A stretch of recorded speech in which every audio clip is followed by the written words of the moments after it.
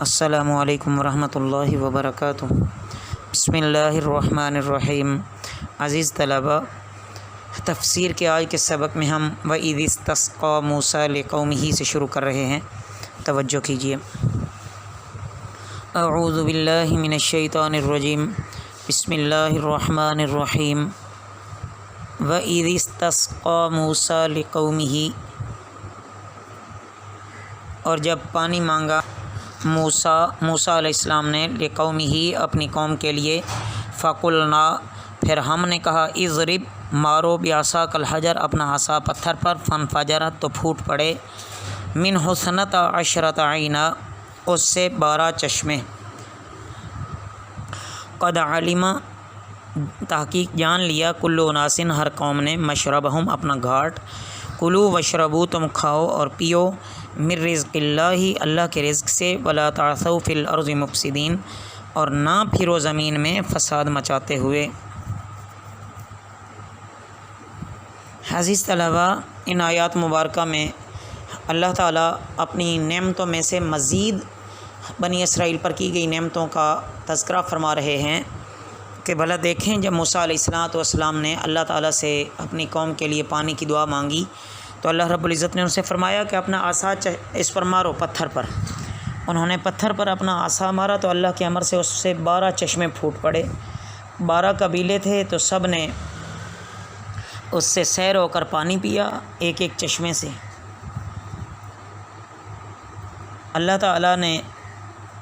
یہ خاص قسم کا ان کو رزق عطا فرمایا تھا جو بغیر ظاہری اسباب کے،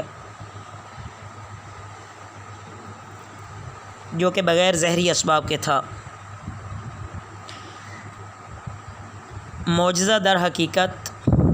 نبی کا اپنا فعل نہیں ہوتا، بلکہ وہ اللہ تعالیٰ کا فعل ہوتا ہے جو نبی کے ہاتھوں ظاہر ہوتا ہے، وہ پھر معجزہ کہلاتا ہے۔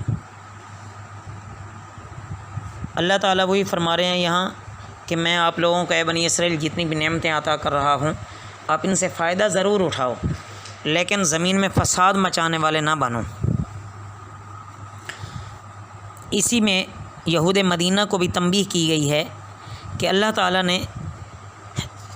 بنی اسرائیل پر ایک عظیم الشان احسان فرمایا، اور یہاں یہود مدینہ کو یہ یاد دلایا گیا ہے تاکہ وہ احسان مانیں اور اللہ تعالیٰ کی قدرت کے معترف ہو کر اس کی نافرمانی سے بچیں، اور ان کے بڑوں کو جو نصیحت کی گئی تھی، ولا تعثوا فی الارض مفسدین، کہ زمین میں فساد نہ پھیلاؤ،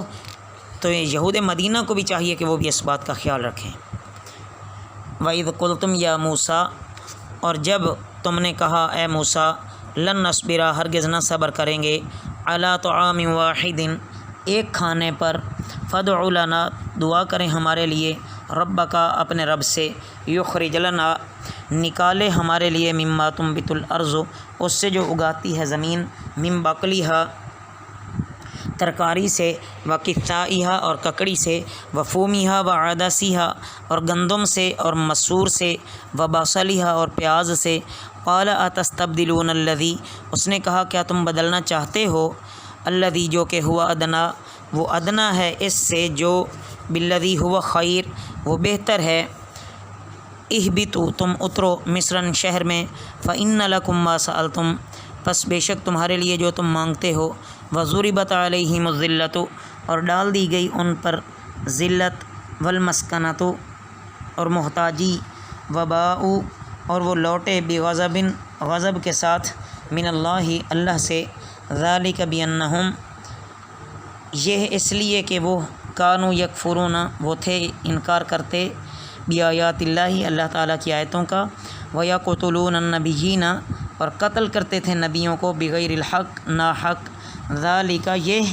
بما عصوا وکانوا یعتدون اس لیے کہ انہوں نے نافرمانی کی اور وہ تھے حد سے بڑھنے والے، اور وہ تھے حد سے تجاوز کرتے بھی اس کا معنی کر سکتے ہیں۔ عزیز طلباء، اللہ رب العزت نے بنی اسرائیل کو بغیر کسی محنت مشقت کے من و سلوہ عطا فرمایا، صاف ستھرا شیریں پانی ان کو دیا، لیکن ان سے یہ صبر نہ ہو سکا، اور موسیٰ علیہ السلام سے کہنے لگے کہ ہمیں ایک چیز پسند نہیں ہے، ہماری طبیعت اور چیزوں کو بھی چاہتی ہے، لہٰذا آپ اللہ سے دعا کریں کہ ہمارے لیے زمین کی سبزیاں، ترکاریاں، ککڑی، گیہوں یعنی گندم، مسور، پیاز وغیرہ یہ ہم کو عطا کریں تاکہ اس سے ہمارا ذائقہ بھی بدلے اور کچھ لطف بھی حاصل ہو۔ تو بنی اسرائیل کی اس درخواست پر حضرت موسیٰ علیہ السلام نے فرمایا تم کیسی سمجھ رکھتے ہو کہ افضل کو چھوڑ کر ادنا کو لے رہے ہو؟ لیکن وہ اپنی بات پر ڈٹے رہے۔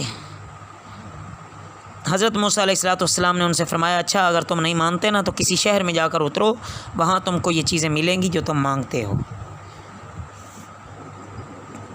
تو اس آیت میں 4 وجوہات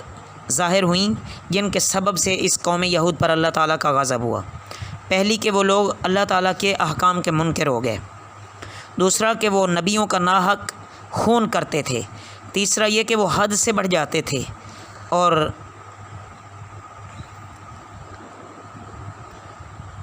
یعنی اپنے اعمال، اقوال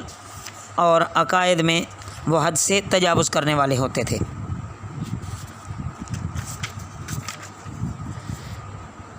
جس وجہ سے اللہ تعالیٰ نے ان پر عذاب نازل فرمایا، اور انہوں نے انبیاء پر مزید بہتان تراشی، جھوٹ بولے۔ ان الذین آمنوا، بے شک وہ لوگ جو ایمان لائے، والذین ہادو، اور جو لوگ ہادو یہودی ہوئے، والنصارى اور نصرانی ہوئے، والصابین اور صابی ہوئے،